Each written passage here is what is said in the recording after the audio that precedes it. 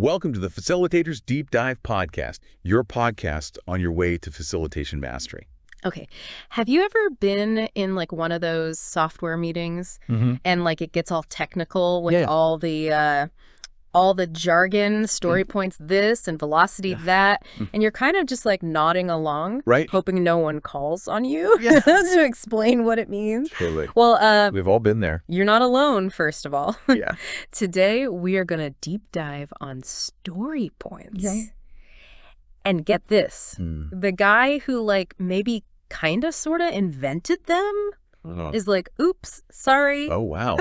Interesting. Yeah. Revisiting is a good word for this. Like any tool, it can be super helpful or it can be, let's say, misused. Misused, yeah. So picture this. Yeah. You've got this meeting coming up where they're going to be talking all about software estimations. Right. Or maybe you're just curious about this whole agile thing. Yeah. We're going to be digging into an article called Story Points Revisited by Jeffries. Jeffries, yeah. He's a big name in agile. So when he starts questioning something, it's worth paying attention. Absolutely. Yeah. And before we get into the regret part, let's make sure we're all on the same page. Right. Like back to basics. What are story points? Yeah, what are story points? It's about like estimating effort, right? Exactly. For a piece of work. Initially, it was tied to like ideal days of work. Okay. How long would it take if you had no distractions? You know? Oh, okay. But as Jeffries points out, that got confusing fast. Yeah, I was going to say, who has an ideal day? Anyone who's worked on software knows there's no such thing as an ideal day. There's always a fire drill. Right. Exactly. Yeah. So they shifted to a more abstract point system. Okay. And the idea was to simplify things. Right. But as we'll see. Yeah. It didn't always work out that way. Okay, so let's get to that. Yeah. Let's get into the juicy stuff. Right. Jeffries lists a bunch of ways story points can go wrong. Hit me with the first one. The biggest pitfall is comparing teams. Oh, okay. Based on story point output. Got it. Like it creates this false sense of competition. Okay. Like the team with the most points wins? Yeah, like Team A cranked out 50 story points. That's exact. Team B only did 30. Exactly. So Team A is better. And it's so misleading. Yeah. Each team has their own context, skill set, project complexities. Right. Yeah. You know, what a story point represents for one team totally different for another team. could be totally different for another. Yeah. It's like comparing how fast a snail can climb a mountain versus a mountain goat. Perfect analogy. Yeah. They're both moving, but the terrain's totally different. The terrain is different. And this is where the original intent gets lost. Okay. Story points were meant to help a team improve their own process, not to be used as a stick to measure up against others. So comparing teams is a no-no. Yeah, big no-no. What's the next one? Obsessive tracking. Okay. Instead of focusing on delivering actual value to the user, the focus becomes hitting a certain number of story points. Oh, so it's more about the numbers right. than what you're actually producing. It becomes a game of numbers. Right. Instead of a process of building something useful. Okay. And that goes against the core principles of agile. Right. You know, what are rapid iteration, responding to change, delivering value increments. Okay. Right. If you're too focused on perfectly matching your estimates to the actual time spent, you lose that flexibility. Okay. Right. Yeah. And I can only imagine the pressure that puts on the teams. It's pressure cooker. Yeah, he calls it a pressure cooker. That's what Jeffries uses. Yeah. It can be. Yeah.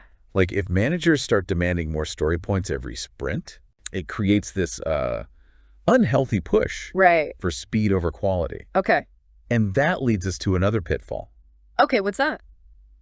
Using story points to predict release dates way in advance. The dreaded when will it be done question. Every stakeholder wants to know. Yeah. But it's like reading tea leaves sometimes. Yeah. And using story points to predict a date months down the line is just setting yourself up for failure. Yeah, for sure. Software development is complex, things change, unexpected challenges pop up. Always, always, always. It's not a linear, predictable process. Right. Yeah. So instead of trying to nail down that date, what does he suggest? He's a big advocate for slicing. Slicing, like pizza slices. Sort of. Yep. It's about breaking down those big, complicated user stories into smaller, more manageable chunks. Right. Yeah. So instead of one big, giant task, you break it down into these little bite-sized pieces. You got it. And this has several benefits. First, it reduces risk. Okay. Smaller tasks are easier to understand, estimate, and complete. Okay. Which means fewer surprises later on. Fewer surprises. I like that. Yeah. It's like checking the map more often on a road trip. Exactly. You know, if you make a wrong turn. You can course correct easier. Yeah. Exactly. Okay. It also improves flow. Okay. Smaller tasks move through the development pipeline faster. Right. So you're constantly delivering value in smaller increments. Okay, so steady progress. Steady progress. Yeah. More visible. Right, more visible, yes. Instead of waiting weeks to see something tangible. Yeah, you're seeing those little wins along the way. Precisely. Yeah. And Jeffries even shares a great tip. Oh, yeah. From another agile expert, Neil Killick. Keep slicing until a story only needs one acceptance test. Okay, so break it down. Break it down. Until it's that small. That's right. That specific. Yeah. It keeps things focused. Right. And ensures you're building the right thing. Okay. At the right size. And delivering value consistently. I like that. I can hear some folks pushing back, though. Okay, yeah. Right, like slicing's great, but we still need some kind of prediction. Yeah. How do we answer that when will it be done question without story points? That's where Jeffries' approach gets really interesting. Okay. He suggests shifting the focus. Okay. Instead of predicting a far-off completion date, you focus on delivering a set of valuable features by a close-in deadline. So like shorter-term goals. Exactly. You just like constantly adapt as you go. Constantly iterating. Yeah. Based on feedback. Right. Yeah. Exactly. Okay. This benefits both the team and the stakeholder. I can see that. Right. The team is focused on actually delivering tangible value. And the stakeholders are getting updates. Getting frequent updates. And they can give feedback along the way. Opportunities to give feedback? Yeah, it's less about hitting that arbitrary number and more about continuously delivering value. Exactly. Which I love. It's a mindset shift. Yeah. That can apply to a lot of fields. I was just thinking that. I'm like, okay, this is making me rethink how I approach projects in general, not even just software. Yeah. Right? Totally. So we've talked about the downsides of story points. We've talked about the benefits of slicing. Yeah. But like, how does this all fit together in practice? Yeah. If you were leading a team, how would you approach it? Well, first I want to emphasize that story points aren't inherently bad. Okay. They can be a useful tool for getting a rough sense of the size, complexity of a task. Especially when you're starting out, right? Especially when you're starting out. With a new team, new project. Yeah, exactly. Yeah. You know, they can help facilitate those initial conversations. Yeah. Get everyone on the same page. Right. But the key is to avoid getting too attached. To the numbers. To the numbers. Yeah, right. I'm saying. Instead, I'd focus on slicing those stories down. Okay. Ideally to the point where they only need a single acceptance test. Yeah. That way, you're constantly delivering small, testable increments of value. Yeah. And that feeds into the idea of setting close-in deadlines. Yeah. Iterating based on feedback. Okay. Right. Okay. Instead of trying to predict a far-off release date, right, you focus on delivering a set of valuable features by a specific near-term deadline. Okay. And that deadline could be a sprint. Yeah. A month. Even just a week. Right. Just depends on the project. Depends on the project, yeah. Exactly. Okay. The key is to have that regular cadence of delivery and feedback. Okay. It keeps the team focused. Yeah. Motivated. And it ensures that you're building something that truly meets the needs. Of the users. Of your users. Right. Yeah. Yeah. This is starting to click for me now. It's about shifting from a mindset of prediction to a mindset of adaptation and continuous improvement. That's a great way to put it. Yeah. And it aligns perfectly with the core principles of agile development. Right. Embracing change, delivering value frequently, continuously seeking feedback. But let's be realistic. There are times when those stakeholders are going to demand a long-term prediction. Right. So what do you do then? That's a great question. Yeah. And Jeffries acknowledges that there are situations where some level of forecasting is necessary. Right. Like, for example, if you're bidding on a large contract, you'll need to provide some kind of timeline. Right. You can't just be like... You can't just say, we'll get it done when it's done. Yeah. Yeah, it'll be done when it's done. Right. Yeah. But even then, you wouldn't necessarily rely solely on story points. Okay. Right. What would you use? Instead, you might use a combination of techniques. Okay. including historical data. Okay. Expert judgment. Right. And yes, maybe even some high-level story point estimates. Okay, so like a little bit of everything? A little bit of everything, yeah. But always with the caveat that these are rough estimates, subject to change. Right, so set those expectations early. Absolutely. Yeah. It's crucial to communicate that uncertainty to stakeholders. Right. Software development is an iterative process. Yes. Plans will likely evolve as we learn more. Okay. Right? So transparency and communication are key. I like that. The more you can involve stakeholders in the process, the more understanding and buy-in you'll get. Right, yeah. And that leads to better outcomes for everyone. Better outcomes for everyone. That's what we like. Yeah. This has been such a good deep dive. It has. Really eye-opening. It's challenged like some of my assumptions about estimation and planning. Yep. And it's given me some really practical takeaways. It's been a pleasure exploring this with you. Likewise. I think what's really important here is remembering that story points are just one tool in the Agile toolbox. Right. And like any tool. Any tool. They can be used effectively or ineffectively. You got it. Yeah. The key is to understand their strengths and weaknesses and to use them in a way that supports your team's goals and values. Okay. So if you're finding that story points are creating more problems than they're solving, don't be afraid to revisit them. Okay. Experiment with different approaches and find what works best for your team and your context. It's about being adaptable. That's it. Right. Yeah. Constantly learning and improving. Continuously. Improving. And like Agile itself. Couldn't agree more. It's fascinating. Right. Like this whole idea of story points came from wanting to make things simpler. Make things easier, And it just adds more complexity sometimes. Exactly. It really comes down to context. Right. A team just starting out with Agile might find story points to be a useful framework. Okay. But as you mature, gain experience, you might find other techniques work better. Okay. Yeah. Right. And it's not like he's saying to throw them out entirely. No, not at all. He even admits, like, there are times when you need some sort of, like, ballpark estimate. Like, if you're bidding on a huge project. You can't just be like, we'll get it done when it's done, right? Exactly. You probably would use story points then. You'd probably use story points for that initial estimate. Yeah. But with the huge EE caveat that things will change. Things will change, yeah. Software development is a living process. Right. Not a factory assembly line. Right, yeah. Right. Okay.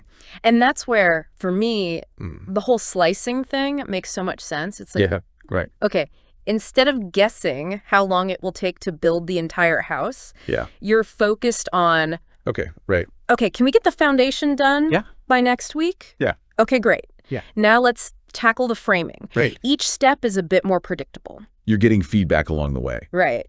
Maybe the client suddenly realizes they want a bigger porch. Yeah, right. If you've only done the foundation, it's way easier to adjust than if you tried to build the whole thing. Right. Based on that initial guess. Based on that initial guess. Right. Okay, so let's say our listener is prepping for that meeting. Okay. Where those software timelines are going to be discussed. What should they be listening for? Here's a tip. Okay. Listen for how much the conversation is about the numbers themselves versus the value being delivered. Oh, okay, got it. If it's all, we need to hit 45 story points this sprint. Yeah, right. That's a red flag. Red flag. But if it's these story points represent us finishing that core feature you need so you can start user testing. Okay, yeah. That's a better sign. Oh, good point. And if someone throws out a story point estimate, don't be afraid to ask, what does that actually mean for me as the client? Yeah. What am I getting for those points? Right. You have the right to understand how those estimations translate into real-world outcomes. Right. And remember, you're part of the team, too. Yes. Your feedback is valuable. Yeah. Even especially if it means adjusting the plan. Okay. Right. I like that. This has been such an eye-opening deep dive. That's fantastic to hear. I feel like I'm going into my next meeting with way more confidence now. We're all about empowering people to understand this stuff. Okay, so as we wrap up, okay, I want to leave our listener with a bit of a challenge here. Okay. I want you to think back to the last time you had to estimate a project. Okay. Whether it was software related or not. Mm-hmm. Did you use any kind of point system? Uh-huh. Or did you go straight for the deadline? Okay. What worked? Yeah. Is that hidden? Right. Share your thoughts with us on social media. Yeah, good idea. We are always eager to learn from your experiences. Absolutely. Until next time, happy coding. Happy coding. And it's not like Jeffries is saying to, like, throw story points out entirely. Right. He even admits that there are times when you need some kind of, like, ballpark estimate. Exactly. Yeah. Like, if you're bidding on a huge project, you can't just say, we'll get it done when it's done. Right. Exactly. You probably would use story points for that initial estimate. You would, but with the huge GE caveat that things will change. Things will change, yeah. Software development is a living process. Right. It's not a factory assembly line. Okay, yeah. Yeah. And that's where, for me, the whole slicing thing makes so much sense. Yeah. It's like, instead of guessing how long it'll take to build the whole house, Right. you're focused on, okay, can we get the foundation done by next week? Uh-huh. Great. Now let's tackle the framing. Right. Each step is a bit more predictable. Plus, you're getting feedback along the way. Oh, right. Yeah. Maybe the client suddenly realizes they want a bigger porch. Right. If you've only done the foundation, Yeah. it's way easier to adjust than if you tried to build the whole thing. Right. Based on that initial guess. Based on that initial guess. Okay, Yeah. so let's say our listener is prepping for that meeting. Where those software timelines are going to be discussed, what should they be listening for? Here's a tip. Okay. Listen for how much of the conversation is about the numbers themselves Okay. versus the value being delivered. Okay, I see what you're saying. If it's all, we need to hit 45 story points this sprint, Yeah. that's a red flag. Red flag, okay. But if it's, these story points represent us finishing that core feature you need Okay. so you can start user testing, that's a better sign. That makes more sense. Yeah. Okay, and like if someone throws out a story point estimate, don't be afraid to ask, like, okay, but what does that actually mean for me as the client? Yeah. What am I getting for those points? You have the right to understand how those estimations translate into real-world outcomes. Okay. And remember, you're part of the team, too. Yeah. Your feedback is valuable. Yeah. Even, especially if it means adjusting the plan. Right. Right. I like that this has been such an eye-opening deep dive. That's fantastic to hear. I feel like I'm going into my next meeting with way more confidence now. That's what we like to hear. Okay, so as we wrap up, Okay. I want to leave our listener with a bit of a challenge here. All right. Think back to the last time you had to estimate a project, whether it was software related or not. Did you use any kind of points system? Or did you go straight for the deadline? What worked, what didn't? Right. Share your thoughts with us on social media. Good idea. We are always eager to learn from your experiences. Absolutely. Until next time, happy coding. Happy coding. So as we wrap up, I want to leave our listeners with a kind of like a challenge. Okay. Think back to the last time you had to like estimate a project. Doesn't even have to be software. It could be anything, right? Yeah. Did you use any kind of points system? Okay. Did you go straight for the deadline? What worked, what didn't work? Yeah. Let us know. Good question. Yeah. Hit us up on social media. Absolutely. We love to hear your stories. Yes. We are always eager to learn from your experiences. Always learning. Until next time, happy coding. Happy coding. See you next time on the Facilitators Deep Dive Podcast, your podcast on your way to facilitation mastery. Until next time. See you then.